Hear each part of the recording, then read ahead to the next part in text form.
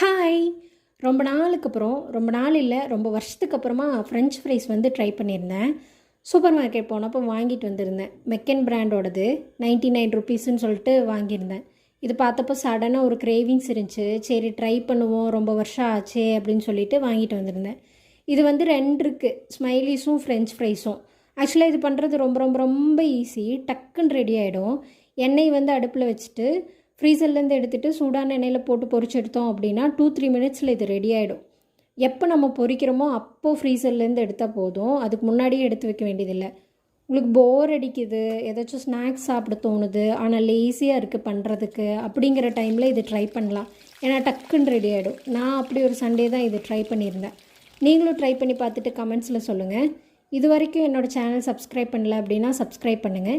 இதே மாதிரி வேறு இன்ட்ரெஸ்டிங் வீடியோஸில் பார்க்கலாம். Bye by.